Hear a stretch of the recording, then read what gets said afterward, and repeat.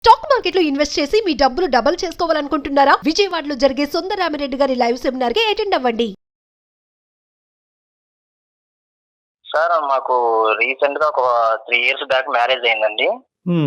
So marriage అయిన ఒక 1 year వరకు బానే ఉంది సార్. అంతా మేము ప్రేమగా అంతా బానే ఉంది 1 year వరకు. రెండో సంవత్సరం వచ్చేసరికి ఆగస్టు నెల స్టార్టింగ్ నుంచి ఎండింగ్ వరకు సార్ అదొక ట్రాన్స్ లోకి వెళ్ళిపోయింది సార్. మా వైఫ్ ఎవరితో మాట్లాడదు, భోజనం చేయదు, టిఫిన్ చేయదు, బెడ్ మీద ఎలా పడుకుందో అలానే పడుకొని ఉండిద్ది ఈవినింగ్ వరకు. అది కాక నేను హార్డ్వేర్ షాప్ ఉందండి నాకు బిజినెస్. సో నేను డైలీ మార్నింగ్ లేస్తే షాప్ కి వెళ్ళాలి. అరే నేను మార్నింగ్ షాప్ కి వెళ్ళాలి అని అంటే ఒక కాఫీ లేదు, టీ లేదు, టిఫిన్ లేదు, బెడ్ మీద అలానే పడుకుని పోయింది. అరే నాకే టిఫిన్ చేయలేదు అని అంటే ఇంకా తనేం చేసుకునిద్దిలే అని చెప్పేసి తనకు బయటికి వెళ్ళి టిఫిన్ తీసుకొని వచ్చి ఇస్తే అక్కడ టేబుల్ మీద పెట్టు తినేస్తా అనేసి ఒక మాటలో చెప్పేసిద్దండి. నేను ఈవినింగ్ వచ్చేసరికి ఆ పొట్లం అలానే ఉండిద్ది, తను కూడా ఆ బెడ్ మీద అలానే పడుకుని ఉండిద్ది సార్. నెలంతా ఇంతేనండి ప్రకాష్? నెలంతా ఇంతే మేడం. అసలు ఆగస్టుకి ముందు, ఆగస్టు తర్వాత, మళ్ళీ ఆగస్టు తర్వాత అంతా బానే ఉండేది మేడం. ఆగస్టు అయిపోయిందో లేదో అంతా బానే ఉంటుంది మేడం. మరి నేను నచ్చలేదా, నేను సరిగ్గా తనని చూసుకోవట్లేదా, తనకి ఇష్టమైనట్టు నడుచుకోవట్లేదా, నా ప్రవర్తన బాగలేదా అని అంటే సంవత్సరం అంతా అలానే ఉండాలి కదా మేడం. ఆ ఒక్క మంత్ అలానే ఉంటుంది సార్. పోనీ వాళ్ళ అమ్మా నాన్నకు చెప్దామంటే వాళ్ళు వయసులో పెద్దవాళ్ళు, అరే నా కూతురు అక్కడ కష్టాలు పడుతుందేమో అని వాళ్ళు ఏదన్నా ఇబ్బంది పడతారనేసి నేను అంటే ఈ ఆగస్టు నెలలో అడగటం కాకుండా మిగతా నెలలో ఎప్పుడైతే ఆ అమ్మాయి రికవర్ అయ్యి కొద్దిగా నార్మల్ గా అనిపిస్తుందో ఆ టైంలో ఎప్పుడన్నా ఆవిడతో పాటు కూర్చుని అసలు ఏం జరుగుతుంది, ఆగస్టు మంత్ లో ఎందుకు ఇలా అవుతున్నావు అనేది నువ్వు ఎప్పుడన్నా అడిగితే సమాధానం అడిగాను సార్. ఆగస్ట్ అయిపోయింది, సెప్టెంబర్ లో అంతా అలా రికవరీ అవుతా ఉండేది సార్. చిన్నగా నేను అడుగుతాను, ఏంటి శ్రీజ ఏమైంది, అసలు ఎందుకు అలా అవుతుంది, నీ హెల్త్ బాగాలేదా చెప్పు అంటే ఏం లేదులే అని ఒక్క మాటలో తేల్చేసిద్దండి. ఆ ఆగస్ట్ నెలలో ఒక్కోసారి తను నిద్రలో లేచి ఏడవటం అవి కూడా నేను చూశాను సార్. ఏంటి అని అంటే ఏం లేదు పడుకో అనేది. డాక్టర్ గారు ఇప్పుడు సంవత్సరంలో ఒక నెలలో లేదా కొన్ని రోజులు మూడ్ ఆఫ్ అవటం ఇలాంటి ఏమైనా ఉంటాయండి జనరల్ గా మనకి? యానివర్సరీ రియాక్షన్స్ అంటారమ్మా వీటిని. జరగరానటువంటి ఒక సంఘటన ఆ పర్టికులర్ టైంలో జరుగుంటే కనుక దాన్ని స్మరించుకుంటూ ఆలోచించుకుంటూ అదే ఫీల్లో వెళ్తూ ఆ మంత్ అయ్యేంత వరకు. సో ఒక డేట్కి ఒక టైంకి ఇయర్లీ అంత ఇంపార్టెన్స్ ఉంటుందన్నమాట. ఈ అమ్మాయి చెప్పకపోవటానికి కారణం ఏంటి అన్నది నేను అడుగుతున్నా ప్రకాష్. నేనన్నా ప్రకాష్? నేను అడిగాను సార్, నాకు చెప్పలేదు. కానీ ఆ ఆగస్ట్ నెలలో ఒకసారి నేను షాప్ కి వెళ్ళే రోజు నాతో మాట్లాడింది సార్. వచ్చి ఏమండి నాకు ఒక 10,000 కావాలి అనేసి అడిగింది సార్. ఎందుకు అన్నాను. అంటే నాకు కొంచెం అవసరం ఉంది అని అంది. అంటే నాకు తెలియని అవసరం నీకేముంటుంది, నేను ఇంట్లో నీకు అన్ని జరుపుతూనే ఉన్నాను కదా, అన్ని తీసుకొస్తూనే ఉన్నాను కదా అని అంటే, లేదండి నేను ఒక 100 మందికి అన్నదానం చేయాలనుకుంటున్నాను అనేసి నాతో మాట్లాడింది సార్. నేను పోనీలే చాలా రోజుల తర్వాత నాతో మాట్లాడింది, పోనీ అదిగా చేసేది మంచి పనే కదా, అన్నదానం అంటే మంచి పనే కదా అనేసి నేను 10,000 ఇచ్చాను సార్. 100 మందికి అన్నదానం చేసిందండి. ఇంకా ఆ ఆగస్టు అయిపోయింది సార్. మళ్ళీ ఇంకా సెప్టెంబర్ నుంచి మళ్ళీ నార్మల్ గా అలాగా. ఆగస్టు నెలకి సంబంధించి తన కుటుంబంలో ఏదైనా ఇష్యూ మీకు ఏదన్నా తెలుసా అండి? తన ఫ్యామిలీ, తన పుట్టింటి వైపు ఏదన్నా ఇష్యూ, మంచి కానీ చెడు కానీ? చెడు అయితే వాళ్ళ ఫ్యామిలీ నుంచి ఏం లేదు మేడం. అంతా మేము బాగానే మాట్లాడుకుంటాము. మా అత్తగారు గాని మా మామగారు గాని అంతా బాగానే ఉండిద్ది మేడం. వాళ్ళ ఫ్యామిలీ పరంగా తనకైతే ఏం ప్రెజర్ లేదు. ప్రకాష్, ఈరోజు మీరు మాకు కాల్ చేయడానికి కారణం ఏంటి అంటే ఆ రీజన్ ఏంటి అంటే 1 month లో ఆ అమ్మాయి ఏమవుతుంది అని తెలుసుకునేటటువంటి ప్రయత్నమా? అంటే నా భార్య గురించి అన్నీ తెలియాలి న్యాచురల్గా, లేదంటే ఇది 1 month కాకుండా అన్ని మంత్స్ ప్రొలాంగ్ అవుతుంది అనే భయమా ఏంటి? అంటే నా భయం ఏంటంటే సార్, తను ఆ ఒక్క మంత్ లోనే అలా తనలో తనే బాధపడుతూ ఏడుస్తూ ఎవరితో మాట్లాడకుండా భోజనం చేయకుండా టిఫిన్ చేయకుండా అలానే ఉంటుంటే తన చూస్తుంటే నాకు బాధ వేస్తుంది సార్. అది ఏందో తెలుసుకోవాలని నేను చాలా సార్లు ప్రయత్నించినా కానీ నాకు ఒక్కసారి కూడా చెప్పలేదు. ఏం చేయాలి అన్న టైంలో నేను మీ ప్రోగ్రామ్ చూశాను సార్. సో మీ వల్ల నాకు సొల్యూషన్ దొరికిద్దని నాకు అనిపించింది సార్, అందుకే నేను మీకు మెయిల్ చేశాను. ఇప్పుడు మనం సెప్టెంబర్ లో ఉన్నాం కదా ప్రకాష్, అవును ఇది సార్. లాస్ట్ మంత్ కూడా ఈ సేమ్ థింగ్ జరిగిందా? లాస్ట్ మంత్ అలా జరిగింది. అన్నదానం మళ్ళీ చేసింది సార్, మళ్ళీ సెకండ్ ఇయర్ చేసింది, థర్డ్ ఇయర్ కూడా అన్నదానం చేసేసి. ఏదో బలమైన కారణం ఉండుండొచ్చేమో కళ్యాణ్ గారు, ఏమంటారు? ఒకసారి ఏమైనా తనతో మాట్లాడచ్చా? తనతో మాట్లాడిద్దామనే మీకు చేశాను సార్. ఒకసారి చెప్పి ఇంట్రడ్యూస్ చేసి నిదానంగా ఇవ్వండి. విద్య, ముందుగా చెప్తే బెటర్ మేడం, ఎప్పుడు కూడా. ఇక్కడ ఉన్నావా? ఇదిగో నీకు లాస్ట్ మంత్ హెల్త్ కొంచెం బాగాలేదు కదా. నాకేమైంది? ఏమైందంటావేంటి? నేను చూశాను కదా నీకు హెల్త్ బాగాలేదు లాస్ట్ మంత్. అయితే నేను ఒక డాక్టర్ గారితో, సైకాలజిస్ట్ డాక్టర్ గారితో మాట్లాడాను. డాక్టర్ గారు నీతో మాట్లాడతారు, ఒకసారి మాట్లాడు. నేను ఎవరితో మాట్లాడను. అరే నీకు ఏం కాందే, నువ్వు లాస్ట్ మంత్ అంతా ఎవరితో మాట్లాడకుండా అలా ఉన్నావా? లాస్ట్ మంత్ అంతా ఫుడ్ తినకుండా అలా ఉన్నావా?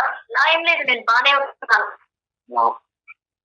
మాట్లాడ, మాకు ఎదురు చెప్ప, మాకు డాక్టర్ గారు లైన్ లో ఉన్నారు, డాక్టర్ గారితో మాట్లాడు. ఆ సరుకులు ఏదో తేమన్నా కదా, నేను వెళ్ళి మార్కెట్కి వెళ్ళి ఈ లోపు సరుకులు తీసుకొని వస్తాను, నువ్వు డాక్టర్ గారితో మాట్లాడు. అతను కూడా సార్ ఇస్తున్నాను, మాట్లాడండి సార్. అంటే నువ్వు ఉండకూడదా ఏంటి ప్రకాష్? అంటే నేను ఎన్నిసార్లు అడిగినా నాకు చెప్పలేదు సార్, ఇంకా నేనుంటే కూడా చెప్పదు అన్న ఫీలింగ్ నాకు ఉంది సార్. సరే సరే, తనే ఓకే ఓకే, మీరు అలా అనుకుంటే ఓకే.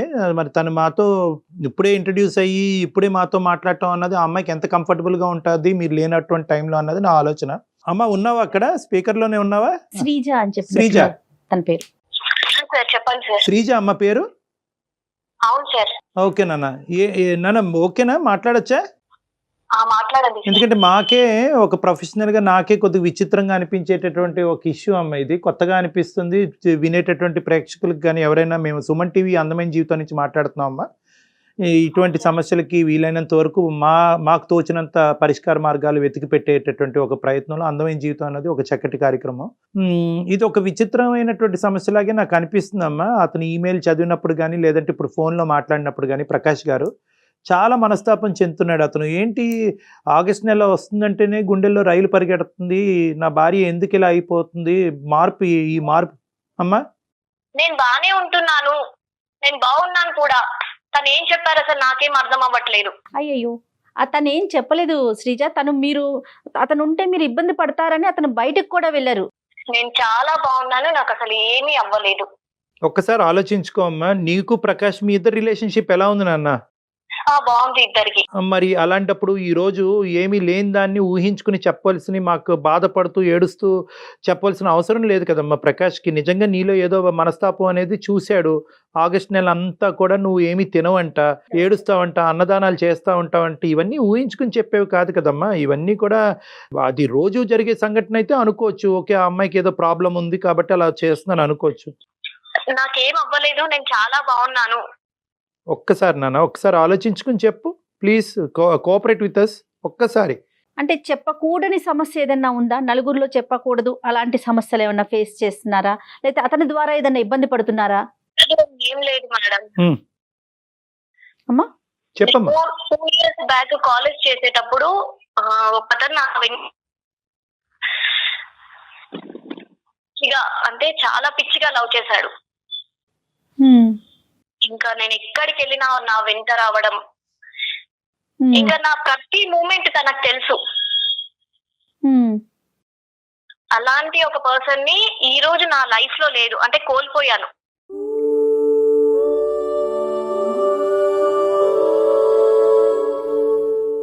ఏం జరిగింది? లవ్ చేసేవాడు, బాగా తిరిగేవాడు, నేను ఎక్కడికి వెళ్తే అక్కడికి వచ్చేవాడు. 2 years తర్వాత నాకు ప్రపోజ్ చేశాడు. తనకి నేను ఆ 2 years లో తనలో అబ్జర్వ్ చేసింది ఏంటి అంటే, తను స్మోక్ చేయడం, ఎప్పుడు చూసినా స్మోక్ చేయడం, ఆ పాన్ డబ్బా ఈ పాన్ డబ్బా దగ్గర ఉండడం. ఇంకా ఎవరో ద్వారా నాకు చెప్పారు తను డ్రింక్ కూడా చేస్తారు అని. అలా 2 years నా వెనుక తిరిగారు, నేను ఎక్కడికి వెళ్ళినా వచ్చేవాడు. అసలు ఎవరమ్మా ఈ అబ్బాయి? ఎవరు? అది మీ ఇంటి దగ్గర ఉన్న అబ్బాయా? నీకు అంతకు ముందు పరిచయం ఉందా? ఎవరు అసలు? ఎవరు ఇతను? లోకల్లో ఉంటారు కదా. ఓకే. అలా నేను కాలేజ్ కి వచ్చేటప్పుడు వెళ్ళేటప్పుడు బస్లలో ఇంకా ప్రతి మూమెంట్ నన్ను అబ్జర్వ్ చేసేవాడు. అలా 2 years. Okay okay, local person, అంతే ఇంటి దగ్గర అబ్బాయి. ఓకే. అలా 2 years అయిపోయిన తర్వాత ఆగస్ట్ 1st కి కరెక్ట్ గా నాకు ప్రపోజ్ చేశాడు.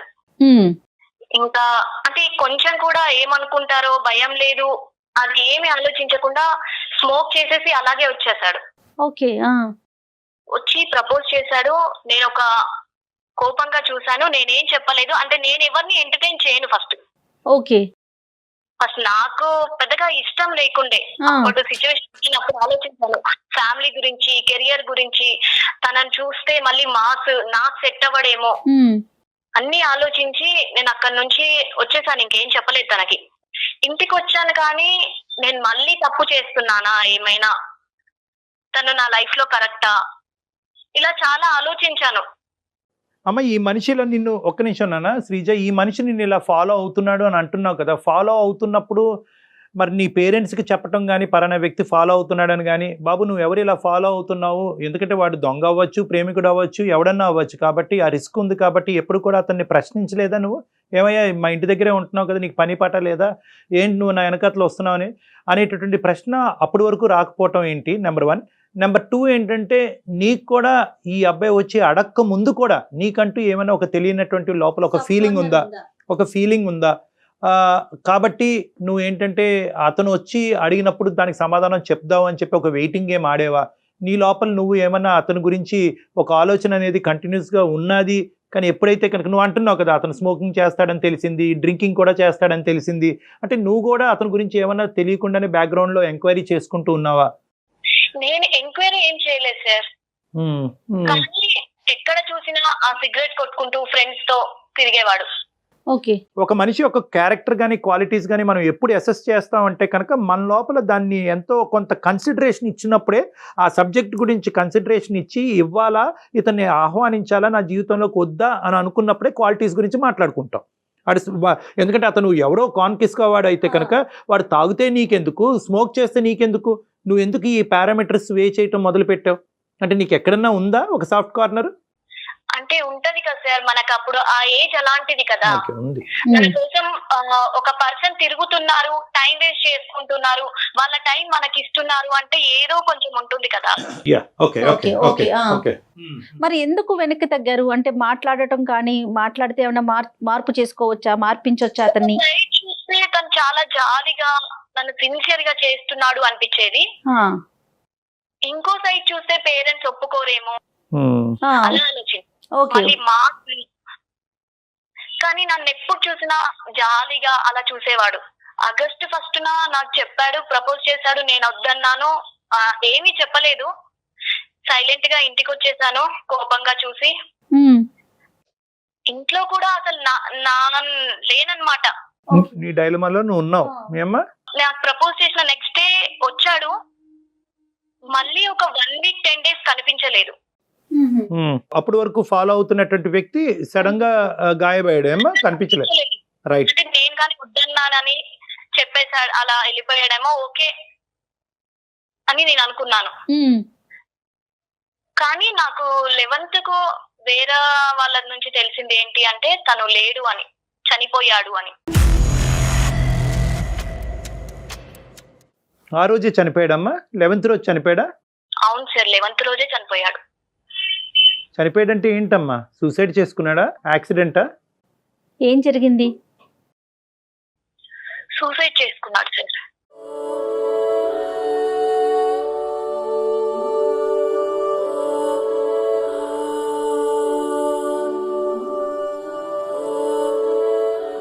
నీకెవరి ద్వారా తెలిసిందన్న? తెలిసిన వాళ్ళు చెప్పారు సార్, ఇలా మాట్లాడుకుంటే విన్నాను. సూసైడ్ లెటర్ ఏమన్నా రాశాడమ్మా? ఎవరికైనా చెప్పాడా ఏ కారణం చేసి చనిపోతున్నాను అన్నది ఏమన్నా అన్నాడా, చెప్పాడా? నీ పేరు ఎక్కడన్నా ప్రస్తావనలోకి వచ్చిందా? నా దగ్గర రాలేదు సార్. ఎవరితోనో అన్నాడా, ఆ అమ్మాయి నన్ను ప్రేమించి నన్ను డినై చేసింది కాబట్టి నేను చచ్చిపోతున్నానని చెప్పి నువ్వు కారణంగా ఏమైనా చూపెట్టాడా? అలా ఏం చెప్పలేదు, కానీ నేను ప్రేమించాను ఆమెని అని చెప్పారు. ఓకే, అతను మనసులో ఉన్న మాట అయితే చెప్పాడు. అలా నాకు అనిపించింది సార్. ఒక 10 రోజుల వరకు నా కోసం వెయిట్ చేసి నేను ఒప్పుకోకపోయేసరికి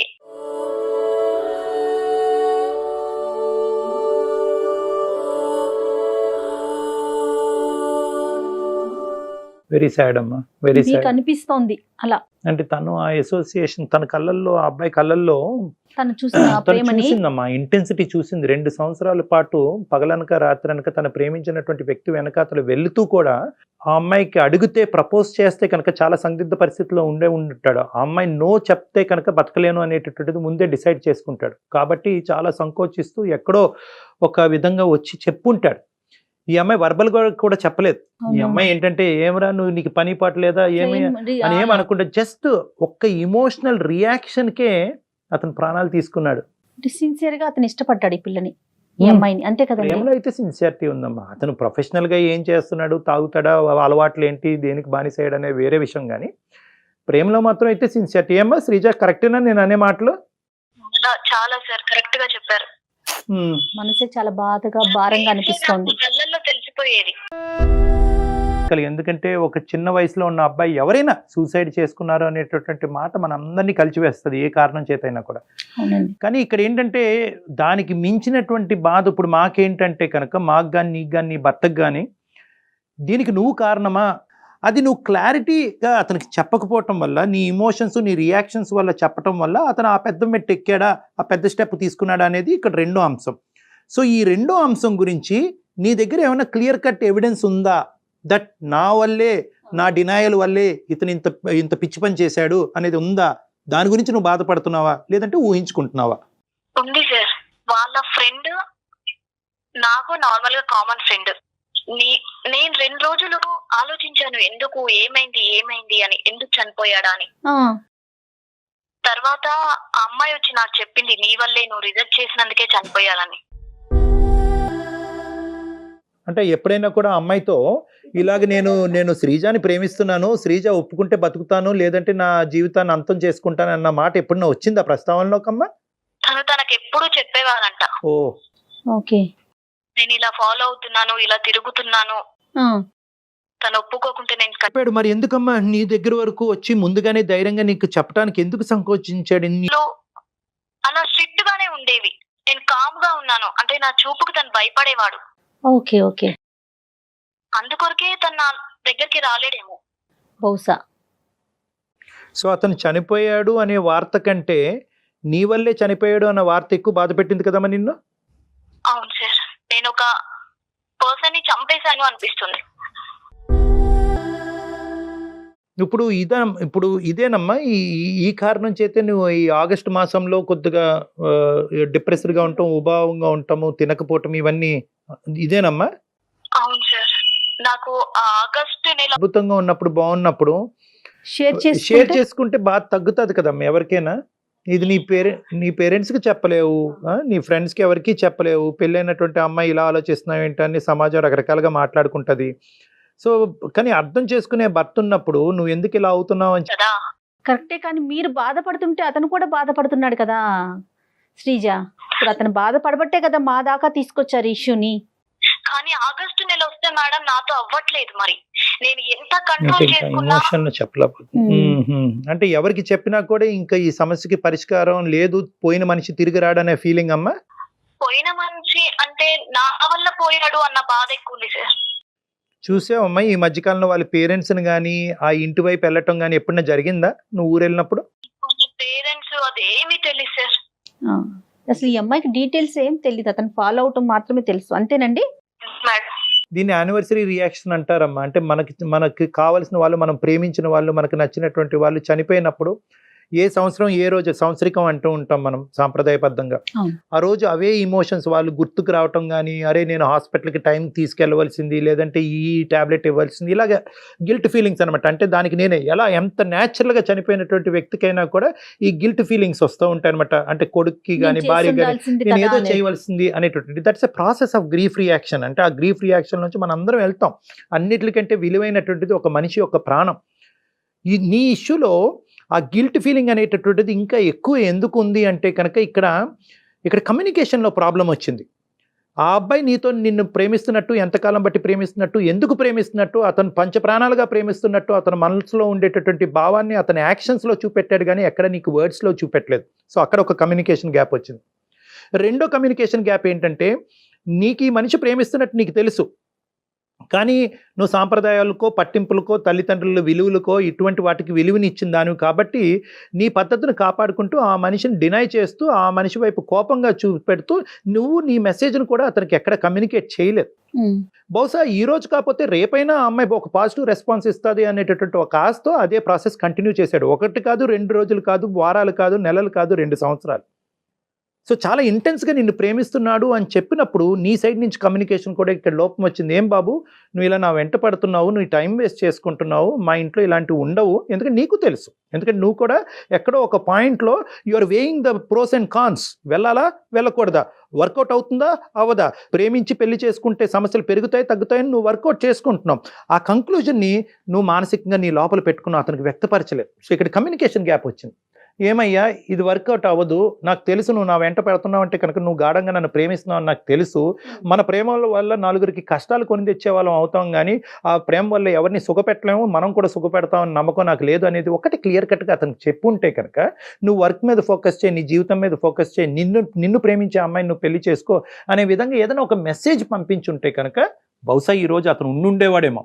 ఏమో at the end of the day అతను ఏం చేసుకుంటాడన్నది ఎవరు అట్లీస్ట్ ఆలోచించేవాడు.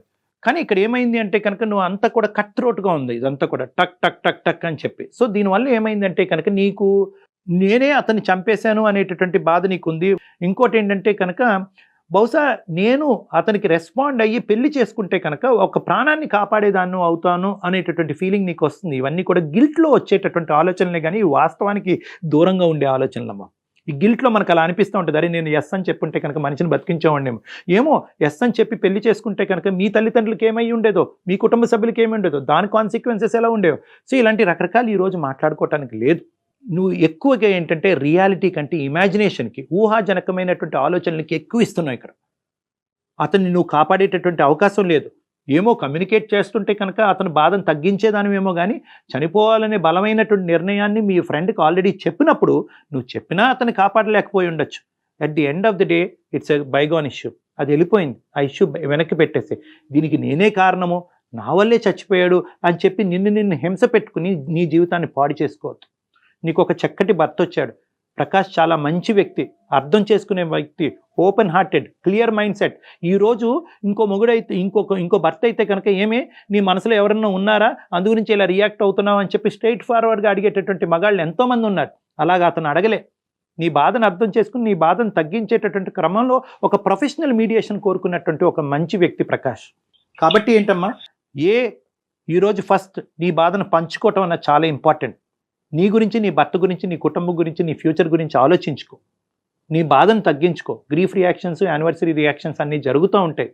కానీ ఏంటంటే ఇది ఎప్పుడైతే నువ్వు ఈ బాధను పాలు పంచుకుంటావో, చెప్పుకుంటావో, పర్వాలేదు నా జీవితంలో కూడా ఇలా జరిగిందని వేరే వాళ్ళు నీకు చెప్తారో ఆటోమేటిక్గా నీ గుండెల్లో ఉండే భారం అనేది తగ్గుముఖం పడుతుంది. మీరు తప్పు లేదు అంటున్నారు కానీ సార్, నేను ఆ రోజు ఒప్పుకుంటే ఒక మనిషి బతికేవాడేమో అనిపిస్తుంది నాకు ఈ రోజు. అమ్మ ఒకటమ్మా, బేసికలీ ఏంటంటే అది నువ్వు జడ్జ్ చేయలేవమ్మా. ఈరోజు అతను చనిపోయాడు కాబట్టి రెట్రోస్పెక్టివ్గా ఆలోచిస్తే కనుక నేను ఎస్ అని చెప్తాను. నువ్వు ఎస్ అని చెప్పి నువ్వు సుఖపడి ఉండేదానువా?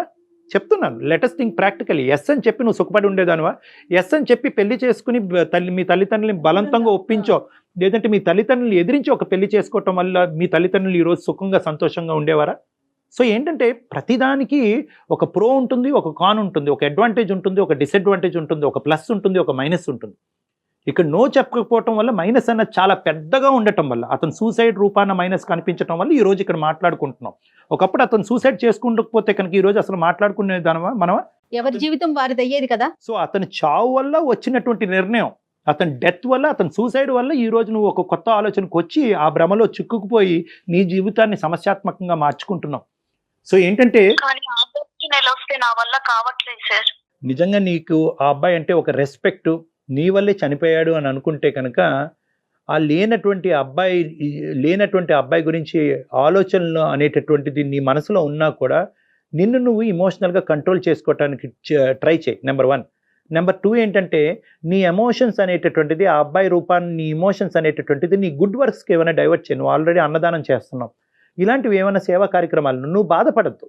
So there is no evidence to say that ఆ చావుకు నువ్వు కారణం అన్నది ఏమీ లేదు. సో ఫస్ట్ ఆ లింక్ కట్ చేయాలి నువ్వు. ఫస్ట్ ఆ లింక్ కట్ చేయి. నేనే కారణం అనుకుంటే నీ బాధ ఇలా జీవితాంతం ఉంటూనే ఉంటావు. నువ్వు బాధపడతావు, ప్రకాష్ని బాధ పెడతావు.